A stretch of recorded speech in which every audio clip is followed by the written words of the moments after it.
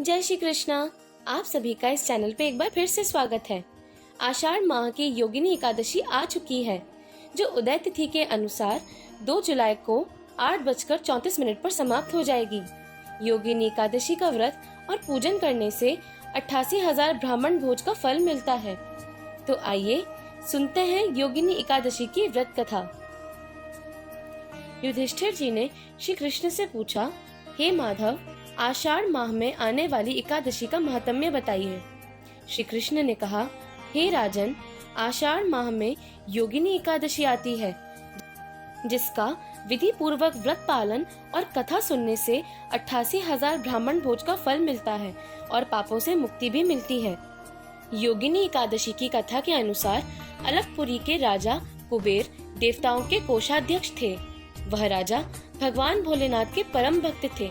उनके नगर में एक हेमामाली नाम का सेवक भी था, जो भोलेनाथ की पूजा के लिए मानसरोवर से विशेष प्रकार के फूल लाता था, जिससे राजन पूजा किया करते थे।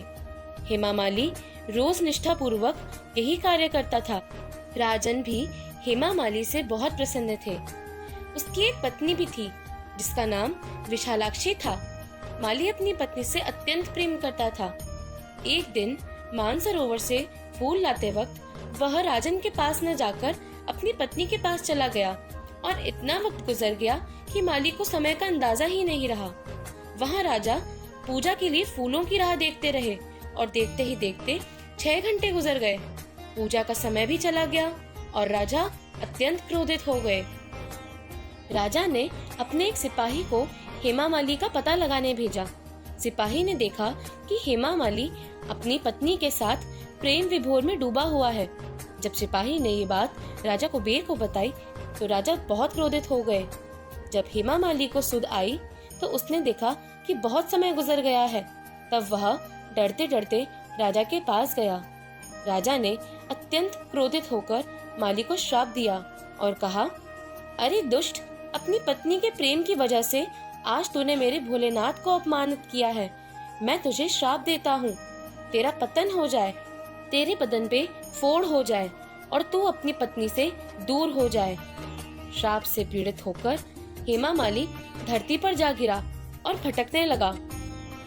अनेक वर्षों तक भूख प्यास से पीड़ित और रोग से ग्रसित जंगलों में भटकता रहा, पर इतने वर्षों तक शिवजी की सेवा से माली की आत्मा शुद्ध थी। एक दिन भटकते भटकते वो एक पर्वत पर जा पहुंचा, जहां उसे मार्कंडेय जी तपस्या करते हुए दिखे। हेमामाली ने ऋषि को प्रणाम किया। ऋषिवर ने जब हेमामाली को इतनी पीड़ा में देखा तो हेमामाली से सारी बात पूछी। हेमामाली ने ऋषिवर को सारी बात बताई और कहा, प्रभु, मेरे कुछ पुण्य कर्म ही थे जो आपके दर्शन हुए। कृपा कर मेरी पीड़ा का कोई हल बताइए। मार्कंडेय जी ने कहा, आषाढ़ माह की कृष्ण पक्ष में योगिनी एकादशी आ रही है। तुम्हें इस एकादशी का श्रद्धा पूर्वक पालन करना है, जिसके प्रभाव से तुम सभी पापों से मुक्त हो जाओगे। मुनिवर की आज्ञा का पालन करते हुए हेमामाली ने योगिनी एकादशी का संकल्प लिया और एकादशी आते ही पूरी श्रद्धा और निष्ठा के साथ व्रत का पालन किया, जिससे वह रोग मुक्त हो गया और ठीक होते ही वह अपनी पत्नी विशालाक्षी के पास वापस लौट गया। तो ये थी योगिनी एकादशी की व्रत कथा।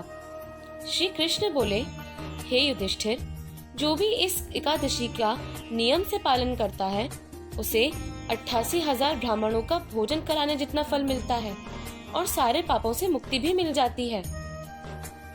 आप सभी का व्रत सफल हो। जय श्री कृष्णा।